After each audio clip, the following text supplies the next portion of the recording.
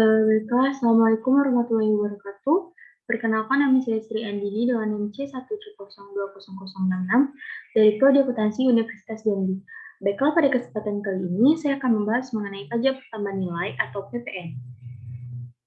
Di mana pokok pembahasan yang akan saya bahas yaitu yang pertama mengenai pengertian pajak masukan dan pajak keluaran dalam PPN. Yang kedua ada karakteristik pajak masukan dan pajak keluaran. Yang ketiga pengkreditan pajak masukan.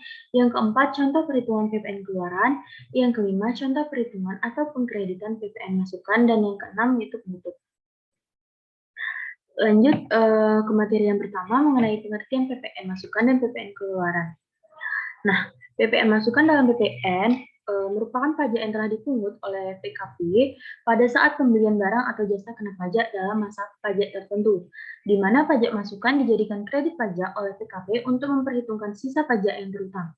Sedangkan pajak keluaran dalam PPN adalah pajak terutang yang wajib dipungut oleh PKP saat melakukan penyerahan barang kena pajak, penyerahan jasa kena pajak, ekspor barang kena pajak berwujud, ekspor barang kena pajak tidak berwujud, atau ekspor jasa kena pajak. Oke, selanjutnya. Nah, adapun karakteristik PPN, yang pertama yaitu karakteristik PPN masukan, di mana dalam penerapan pemungutan PPN, PKP mengkreditkan pajak masukan dan pajak keluaran dalam suatu masa pajak yang sama.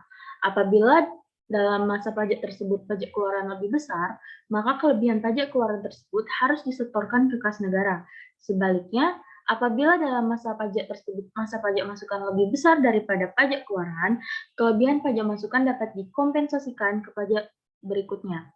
Dengan tata cara, jumlah yang harus dibayarkan oleh PKP dapat berubah sesuai dengan pajak masukan yang dibayar.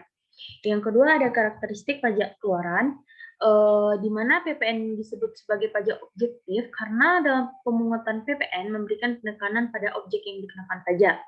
Pengenaan pajak keluaran diawali dengan penetapan tarif barang, kemudian dilanjutkan dengan pemungutan pajak oleh penjual, lalu PKP melakukan transaksi jual beli barang, artinya PKP mengambil atau memungut rupiah yang dihasilkan dari penjualan barang kena pajak miliknya yang dibeli konsumen yang nantinya juga dapat berfungsi sebagai kredit pajak. Oke, selanjutnya. Nah, untuk pajak masukan yaitu terdapat pengkreditan di mana pajak masukan dalam suatu pajak dikreditkan dengan cara keluaran untuk masa yang pajak yang sama. Pajak masukan yang dapat dikreditkan tetapi belum dikreditkan dengan pajak keluaran masa pajak yang sama dapat dikreditkan pada masa berikutnya paling lama 3 bulan setelah berakhirnya masa pajak yang bersangkutan. Pajak pengusaha kena pajak yang belum berproduksi sehingga belum melakukan penyerahan yang terutang pajak masukan atas perolehan atau impor barang modal yang dapat dikreditkan, di mana pajak masukan yang dibayar untuk perolehan BKP atau JKP harus dikreditkan dengan pajak keluaran tempat PKP dikukuhkan. Baiklah, selanjutnya. Di sini ada contoh perhitungan mengenai PPN keluaran. Sebagai contoh, pengusaha yang sudah PKP menjual laptop sebanyak 20 unit dengan harga satuannya yaitu sebesar 5 juta. Tentukan besar PPN keluarannya. Seperti yang kita ketahui, tadi harga satuan satu laptop yaitu 5 juta.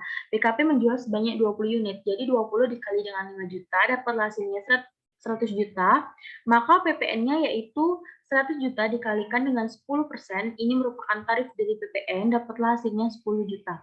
Jadi PPN sebesar 10 juta merupakan PPN keluaran, PKP yang menyerahkan atau menjual BKP dalam bentuk laptop tersebut. Baiklah, selanjutnya. Nah, di sini yang terakhir yaitu mengenai contoh perhitungan atau pengkreditan PPN masukan. Sebagai contoh, perusahaan yang sudah PKP dalam masa pajak Februari 2016 memiliki komposisi PPN sebagai berikut. Atas penyerahan barang kena pajak, PPN keluaran PKP tersebut sebesar 100 juta, sedangkan pajak masukannya sebesar 90 juta. Maka PPN keluaran itu dikurangi dengan pajak masukan, jadi 100 juta dikurangi dengan 90 juta dapat hasilnya 10 juta. Itu merupakan pajak kurang bayar. Lalu kita akan menghitung pajak masa pada bulan Maret 2016 di mana PPN keluaran sebesar 110 juta, sedangkan pajak masukannya yaitu sebesar 130 juta.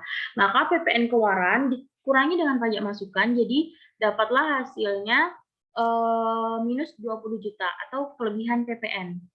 Baiklah, berlanjut ke masa pajak bulan April 2016, di mana PPN keluarannya sebesar 110 juta, sedangkan pajak masukannya sebesar 90 juta, maka PPN keluaran dikurangi pajak masukan dapatlah hasilnya 20 juta, ini merupakan PPN kurang bayar. Jadi PPN kurang bayar tadi sebesar 20 juta, dikurangi dengan kelebihan bayar pada bulan Maret sebesar 20 juta, jadi PPN pada masa April yaitu 0.